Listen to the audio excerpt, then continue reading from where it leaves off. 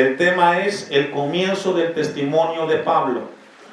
El comienzo del testimonio de Pablo, un momento el cual lo tiene con el rey Agripa. Durante el libro de los Hechos, el apóstol Pablo tiene 6 momentos en los cuales él da el testimonio de su vida. Y esta es la quinta vez. La quinta vez en la cual el apóstol Pablo testifica acerca de ese momento en el cual tuvo un encuentro con Cristo Jesús. La semana pasada yo le compartí algo muy importante. Siempre que se predica la palabra de Cristo, existen 3 tipos de oyentes. Primero, tenemos aquellos que son ignorantes en el sentido de que desconocen las cosas de Dios. Siempre en un recinto que se predica de Dios, siempre habrá gente que ignora cosas de Dios. El segundo grupo son personas que dudan de las verdades de Dios. Y siempre hay. A pesar de que Dios les muestre en sus vidas, siempre existen un grupo de personas las cuales dudan de las cosas de Dios. Y el tercer grupo que siempre existe en un recinto son aquellos que por causa del pecado no aceptan la verdad de Dios. Siempre, en cualquier lugar donde se predique la palabra de Dios, existen estos 3 tipos de personas. No sé si en este lugar haya personas o hermanos los cuales ignoran lo que vamos a predicar, o otros vayan a dudar de lo que Dios va a hablarnos, y otros que quizás viviendo una vida en desorden y fuera de Dios no logren alcanzar lo que Dios quiere hablar a nuestras vidas. Vamos a tener un poco de contexto en cuanto al pasaje. El capítulo 25, allá atrás, deje su apartado donde estamos. Vamos a ubicarnos para poder entender siempre los pasajes. Tenemos que ir al contexto y no perdernos. Recordemos que el apóstol Pablo, en Hechos 20, Dios le da a él un momento que él iría a Jerusalén, llevando una ofrenda a los pobres de Jerusalén. Y cuando él llega a Jerusalén, él es aprendido y casi lo matan en ese momento. Después de que lo golpean en Jerusalén, en Hechos 21 encontramos que entonces cuando está siendo agredido por los judíos, lo llevan en custodio y lo llevan a Félix. Félix lo tiene en un primer momento. Pero después Félix, el gobernador en turno, él tiene un momento difícil con el gobierno romano y él sale del lugar donde él gobernaba y llega a Festo a gobernar donde gobernaba Félix. Pablo queda preso por 2 años. Y cuando llega Festo a ocupar el lugar de Félix, dentro de lo que tenía que realizar o ejecutar, él se encuentra con este prisionero, Pablo. Y después de Festo, el capítulo 24, llegamos al capítulo 25 y aparece Agripa, Herodes Agripa. Encontramos entonces en el capítulo 25, versículo 23, un momento muy importante, todo esto para tener un contexto. Encontramos entonces a Agripa y a Berenice. Flavio Josefo nos habla, un historiador del primer siglo, muy apreciado por la certeza de la historia que él cuenta y reconocido. Él nos habla en relación a la vida de Herodes Agripa y Berenice. Berenice fue hermana de Agripa. Y según la historia, Berenice tuvo una relación de incesto con Agripa. Ellos conocían de Dios porque ellos conocían las costumbres de los judíos. Y según Flavio Josefo, la vida de Agripa fue tormentosa desde la perspectiva de Berenice porque nunca lo dejó. Entonces, Berenice es la hermana de Agripa, vive en un tiempo de incesto y casi siempre que la Biblia habla de Agripa está junto con él Berenice. Nunca lo dejó. Fue una influencia en la vida de Agripa muy importante, pero negativamente.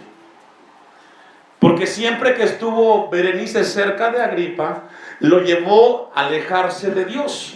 Y esto nos enseña un principio muy importante. Las relaciones que tenemos en nuestra vida nos ayudarán para acercarnos a Dios o para alejarnos de Dios. Es muy importante ser muy selectivos con rodearnos de personas las cuales nos puedan acercar a Dios. Encontramos entonces que Festo le hace mención a Agripa del asunto de Pablo, un prisionero el cual es acusado por 3 delitos de los judíos. Esto lo encontramos en Hechos capítulo 25. Los 3 delitos que según le imputan a Pablo es por sedición. Los judíos lo acusan por provocar disturbios contra Roma. La segunda acusación que le hacen los judíos a Pablo es por sectarismo, lo consideran un hereje. Y la tercera acusación que le imputan a Pablo es que lo acusan por sacrilegio y blasfemar el nombre de Dios. Esas 3 cosas son las que le imputan a Pablo para poderlo acusar. Pero en cada defensa que Pablo ha tenido, nunca le han encontrado cómo acusarle. Hechos 25, versículo 23, es el momento que está Agripa con Berenice. Al otro día, viniendo Agripa y Berenice con mucha pompa, con mucho esplendor, con mucha fantasía, y entrando en la audiencia con los tribunos y principales hombres de la ciudad, por mandato de Festo fue traído Pablo. Festo era el gobernador en turno. Pero Agripa llegó por alguna razón cerca de donde gobernaba Festo y le comenta de Pablo. Y esto es muy importante, hermanos. Fíjese la audiencia que tuvo Pablo. No solamente estuvo Agripa y Berenice, estuvo los tribunos principales, hombres de la ciudad, que fueron traídos para ese momento. ¿Y qué mejor momento para predicar de Cristo para Pablo en ese momento? Versículo 24. Entonces Festo dijo: Rey Agripa, y todos los varones que estáis aquí juntos con nosotros, aquí tenéis a este hombre respecto del cual toda la multitud de los judíos me ha demandado en Jerusalén, y aquí dando voces que no debe vivir más. Versículo 25. Pero yo, hallando que ninguna cosa digna de muerte ha hecho. Y esto nos habla, hermanos, de algo muy importante. En la vida habrá momentos en los cuales nos van a acusar o van a hablar de nosotros. Siempre existirán momentos desagradables en los cuales por alguna razón la gente hable de nosotros. Pero Pablo nos enseña un principio. Dice Festo: yo no he encontrado ninguna cosa digna de muerte para este hombre. ¿Qué significa eso? La gente puede hablar de ti, pero que te lo demuestre es otra cosa. Somos llamados a ocuparnos, a vivir una vida que agrade a Dios. Que nuestro testimonio sea intacto. Que si en algún momento alguien habla de nosotros, cuando tenga que comprobarlo, no tenga ninguna evidencia. Porque hemos vivido una vida la cual agrada a Dios. Festo tuvo en sus manos a Pablo y le dice a Agripa: yo no he encontrado ninguna cosa digna de muerte que haya hecho este hombre. Eso nos habla de un hombre con una conciencia limpia. ¿Un hombre con qué, hermanos? Y yo le hago una pregunta a usted: ¿cómo está su conciencia? ¿Está limpia delante de Dios? ¿Cómo está su conciencia esta tarde? La conciencia es esa voz que tenemos todos los seres humanos, esa voz la cual sabe distinguir entre lo bueno y lo malo moralmente. Esa es la conciencia. Esa voz que tenemos todos dentro, que nos habla acerca de lo bueno y lo malo moralmente. No tiene que decirte el vecino que tú estás engañando a tu esposa y que le ocultas la verdad. Eso te lo dice tu conciencia. Pero encontramos un hombre como Pablo, que nos habla el versículo 25, que el mismo gobernador Festo no encontró ninguna cosa digna de muerte. Concluye el 25. Y como él mismo apeló a Augusto, y ya dijimos hace 8 días que la palabra Augusto no es un nombre propio, sino un adjetivo que significa honorable o respetuoso. Sino que el mismo Pablo apeló al honorable. He determinado enviarle a él. Como no tengo cosa cierta que escribir a mi Señor, le he traído ante vosotros y mayormente ante ti. Y esto nos habla de que Festo quería compartir su complicidad con Agripa. Él sabía que no tenía ningún elemento que acusar a Pablo, pero él quería compartir su complicidad con los judíos y así agregar a Agripa a ser cómplice. Según el 26 dice: te lo traje a ti, oh rey Agripa, para que después de examinarle tenga yo que escribir. Sabía Festo que no podía mandar a Pablo sin tener una acusación que sustentara el poder mandarlo al César. 27: porque me parece fuera de razón enviar un preso y no informar de los cargos que haya en su contra. Y encontramos un momento dentro de la vida del apóstol Pablo. Vamos a ir a Hechos 26, 28 y 29 para concluir la introducción de este pasaje de la predicación.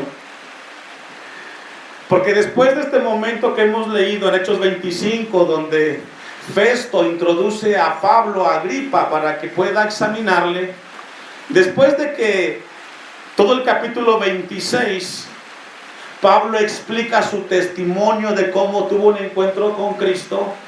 El versículo 28 dice: entonces Agripa dijo a Pablo: por poco me persuades a ser cristiano, por poco me convences con tu testimonio. ¿Sabía usted que en el capítulo 26 Pablo no está abogando por su defensa, sino que Pablo aprovechó el momento para predicarle de Cristo a Agripa? Pablo desistió de estarse defendiendo vez tras vez, sino que con Agripa tiene una perspectiva diferente, y desde el momento que tiene la oportunidad con Agripa es para predicarle a Cristo. Por eso Agripa dice: por poco me convences, Pablo, a ser cristiano. 29: y Pablo dijo: quisiera Dios que por poco o por mucho, no solamente tú, sino también todos los que hoy me oyen, fueseis hechos tales cual yo soy, excepto estas cadenas. Encontramos entonces que Pablo le dice: como sea la razón, Pablo, Agripa, pero me gustaría que tú tengas un encuentro como el que yo he tenido. Y esto nos habla de algo muy importante, hermanos. El apóstol Pablo tenía en mente un pasaje que él escribió en la carta a los Corintios, capítulo 2, segunda a los Corintios 5, 17, donde Pablo escribe esta carta a los Corintios y dice: de modo que si alguno está en Cristo, nueva criatura es, las cosas viejas pasaron, he aquí todas son hechas nuevas. Pablo tenía en mente este pasaje cuando tiene enfrente a Agripa. ¿Sabe por qué? Porque Pablo experimentó algo que Agripa no había experimentado. Recordemos que Agripa estaba viviendo una vida de incesto con su hermana, con Berenice. Y cuando Pablo lo tiene enfrente, Pablo sabía que tenía Agripa la esperanza de cambiar su vida en Cristo Jesús. Y esto nos enseña algo: que por muy grande que sea el pecado del hombre, hay perdón en Cristo Jesús. Él puede cambiar el rumbo de tu vida.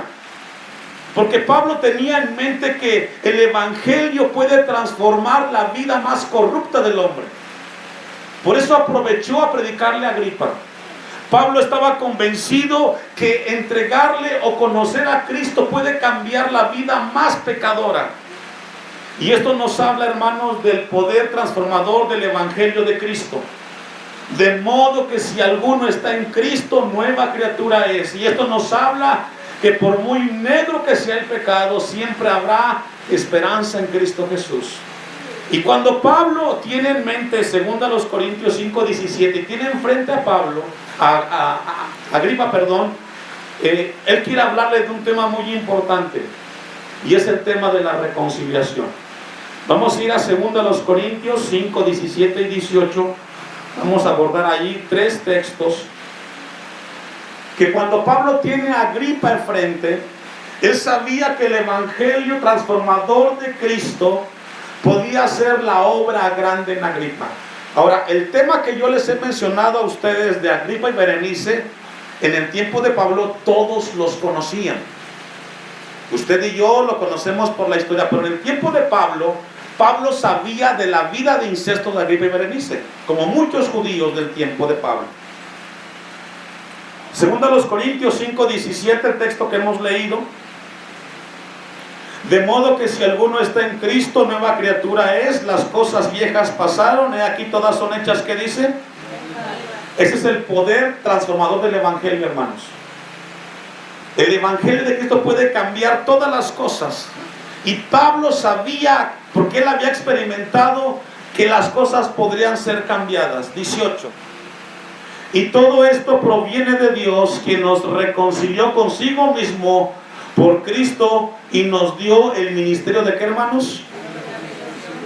¿Sabe que la palabra reconciliar en el griego significa traer de vuelta al pacto? Cuando Pablo tiene enfrente a Agripa, no lo ve como un gobernador, lo ve como un hombre que necesita de Cristo. Cuando iniciamos, yo le dije que siempre cuando se predica de Cristo hay tres tipos de personas: el que ignora, el que duda y el que por el pecado es cegado. Y Pablo sabía que Agripa estaba entre estos grupos. Él ignoraba el poder del Evangelio que podía cambiar su vida. Él dudaba de las cosas de Dios. Pero Pablo sabía que Dios le había encomendado a él el tema de la reconciliación. Todos en este lugar seguramente tenemos familiares que no son cristianos. Somos llamados en Cristo Jesús a predicarles del Evangelio para que ellos vuelvan a Cristo. El tema de la reconciliación es muy importante. Versículo 19, que Dios estaba en Cristo reconciliando consigo al mundo, no tomándoles en cuenta a los hombres que hasta ahí. Eso es muy importante. En el tema de la reconciliación, no es que me digas cuánto has pecado, sino que haya esperanza para ti. El tema de la reconciliación es un tema de la misericordia de Dios. Y Pablo sabía que Agripa necesitaba reconciliarse con Dios. Concluye el 19, y nos encargó a nosotros, aquí nosotros, a los cristianos, a usted y a mí, nos ha encargado o nos ha encomendado Dios la palabra de ¿qué? Si en tu casa o en tu familia tienes familiares que no son cristianos, Dios te ha encomendado a ti a que les prediques de Cristo, a que les hables de la esperanza del Evangelio, a que les hables del poder del Evangelio. Pero sabe que predicar de Cristo se hace de dos maneras: una, a través de las palabras, y dos, a través del testimonio. No podemos predicarle a la gente de un poder divino como el de Cristo Jesús si Él no vive en nuestros corazones. A veces le decimos a la gente: hermano, o cuñado, o vecino, váyase al culto, véngase conmigo al culto, y usted no viene. ¿Sabe qué, compadre? Véngase, hay esperanza en Jesús, y usted vive sin esperanza. No, tenemos que hablarle a la gente, a los vecinos, a los familiares que conocen a Cristo, de la esperanza de Jesús, con palabras y con testimonio. Nos encargó a nosotros la palabra de la reconciliación. Y esta tarde Dios te recuerda a ti que tienes familiares que no son cristianos. Hay esperanza para ellos, pero tú eres el indicado para hablarles de Cristo en los corazones. Amén. Bien, con todo lo que hemos compartido, que concluimos, vamos entonces al pasaje de Hechos 26. Hechos 26. Esto es muy importante para poder entender el pasaje. Recordemos entonces de que Pablo es llevado por Festo a Agripa para que entonces él tenga su defensa, pero que más que defensa fue un testimonio del poder del Evangelio. Versículo 1. Entonces Agripa dijo a Pablo: se te permite hablar por ti mismo. Pablo entonces extendió la mano y comenzó así su defensa. Recordemos que el escenario son los máximos tribunos de la ciudad. La gente más importante, incluyendo a Agripa y a Berenice, están escuchando este momento de Pablo. Me tengo por dichoso, rey Agripa, de que haya de defenderme hoy delante de ti de todas las cosas de que hoy soy acusado por los judíos. Tres cosas, ya las vimos. 3. Mayormente porque tú conoces, ¿cuántas? Todas las costumbres y cuestiones que hay entre los judíos. ¿Qué significa esto? Que Agripa y Berenice habían escuchado de Jesús. Ellos conocían las tradiciones judías. Agripa y Berenice no ignoraban los 10 mandamientos que dicen: no tomarás la mujer de tu prójimo. Ellos conocían la palabra. Pablo les refiere y les dice: tú conoces las tradiciones y las costumbres y cuestiones que hay entre los judíos. Concluye en 3. Por lo cual te ruego que me oigas con paciencia. Vemos entonces aquí de que Pablo menciona que Agripa conocía lo que los judíos vivían. Versículo 4. Mi vida pues desde mi juventud, la cual desde el principio pasé en mi nación en Jerusalén, ¿la conocen cuántos judíos? Todos. Pablo dice: la gente que me está acusando me conocen, saben de qué tipo de persona soy yo. 5. Los cuales también saben que yo desde el principio, si quieren testificarlo conforme a la más rigurosa secta de nuestra religión, viví fariseo. Lo que estamos leyendo a partir del versículo 4 y el versículo 5, Pablo comienza con su conducta. Pablo comienza a hablarle a Agripa: la gente conoce cómo yo he vivido. Una conducta que de acuerdo a la religión judía era impecable. Y esto nos habla de algo muy importante, que el conocimiento que tenemos de Dios debe de llevarnos al terreno de la acción. Conocer de Dios no solamente es enriquecer el conocimiento, sino que lo que sabemos de Dios debe de ser llevado a la práctica, porque a mayor conocimiento, mayor responsabilidad de las cosas de Dios, hermanos. Entonces Pablo comienza con su conducta. Dice: yo fui parte de la más rigurosa secta de nuestra religión. Es decir, Pablo estuvo a los pies de Gamaliel. Él estuvo siendo instruido ahí. Versículo 6. Y ahora, por la esperanza de la promesa que hizo Dios a nuestros padres, soy llamado a juicio. Pregunta: ¿cuál es la esperanza que Dios le hizo a los judíos? La respuesta es la venida del Mesías, que vendría a liberar a Israel. Esa es la esperanza. Los judíos tienen la esperanza del Mesías. Pablo dice: y ahora, por la esperanza de la promesa del Mesías que hizo Dios a nuestros padres, soy llamado a juicio. Estoy siendo condenado, dice Pablo, por creer las promesas que Dios le hizo a los judíos. Por eso me están condenando, Agripa. La esperanza, repito, era que vendría el Mesías a Israel. 7. Promesa cuyo cumplimiento esperan que ha de alcanzar nuestras 12 tribus, sirviendo constantemente a Dios de día y de noche. Por esta esperanza, ya dijimos, la esperanza es la venida del Mesías a Israel. Por esta esperanza, oh rey Agripa, soy acusado por los judíos. Es impresionante la defensa de Pablo. Por lo que ellos me han enseñado, hoy me están acusando. Recordemos que Jesús es el Mesías. Versículo 8. Que se juzga entre vosotros cosa increíble, que Dios resucite a los muertos. Y lo que Pablo está hablando aquí, hermanos, es el tema de la resurrección. Recordemos que Agripa conocía las costumbres y cuestiones de los judíos. Él había escuchado de que Jesús había sido muerto. Él ya lo sabía. Lo que no sabía Agripa es de que Jesús se levantó al tercer día de la tumba. Y cuando Jesús se levanta de la tumba, iglesia, nos habla de un poder divino que tiene Cristo Jesús. Usted y yo estamos aquí porque Cristo vive. Usted camina en la vida cristiana porque está caminando con un Cristo que vive y reina para siempre. Cuando la iglesia se reúne porque sigue a un Cristo que vive. Eso era lo que desconocía Agripa. ¿Por qué es importante hablar del tema de la resurrección de Cristo en el versículo 8? Porque de la resurrección de Cristo depende la vida del cristiano. Lo explico un poco más. Vamos a ir a Mateo capítulo 28, versículo 11. Mateo 28, 11. Cuando hablamos del tema de la resurrección, hablamos del tema de un Dios vivo. A veces pareciera que el cristiano siguiera a un Cristo muerto, porque su vida pareciera que fuera así. Dice Mateo 28:11, el tema o el contexto es el tiempo cuando Jesús resucita.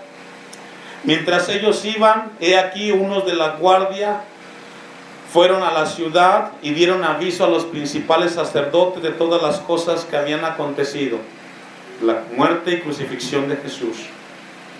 Y reunidos con los ancianos y habido consejo, dieron mucho dinero a los soldados, diciendo: decid vosotros, sus discípulos vinieron de noche y lo hurtaron, y estando nosotros dormidos. Y si esto lo oyere el gobernador, nosotros le persuadiremos y os pondremos a salvo. Y ellos, tomando el dinero, hicieron como les habían instruido. Esto dicho se ha divulgado entre los judíos hasta el día de hoy. ¿Qué es lo que estamos leyendo? Que los mismos ancianos judíos sabían de que Cristo había resucitado. Yo te pregunto a ti, hermano, ¿Cristo vive? Si tu respuesta es sí, esa respuesta tiene que ser acompañada con una vida que glorifique al Cristo vivo. Porque decir que Cristo vive no cuesta. Lo que cuesta es vivir como ese Cristo nos pide que vivamos. Una vida que glorifique su nombre. Y ese es el reto. El mensaje de Pablo cuando comienza su defensa es predicar acerca de un Cristo vivo. Versículo 9, vamos a hacer Hechos 26:9, y ahí lo vamos a dejar y concluiremos el próximo jueves, si Dios nos concede la vida. Pablo dice: yo ciertamente había creído mi deber hacer muchas cosas contra el nombre de Jesús de Nazaret. Pablo dice: a mí se me fue enseñado perseguir a aquellos que seguían a Cristo. A mí se me enseñó que tendría que defender mi religión judía persiguiendo a los cristianos. Obviamente, en ese perseguir a los cristianos, en el camino a Damasco se encontró con Jesús y Él le cambió y le transformó su vida. Esta tarde Dios nos ha reunido para recordarnos que hay poder en el Cristo que resucitó. Y si tú eres un seguidor de Jesús, debes de caminar con una vida que glorifique el nombre de Cristo Jesús. Vamos a dejarlo ahí. Le pido que se ponga de pie y vamos a orar para terminar este momento.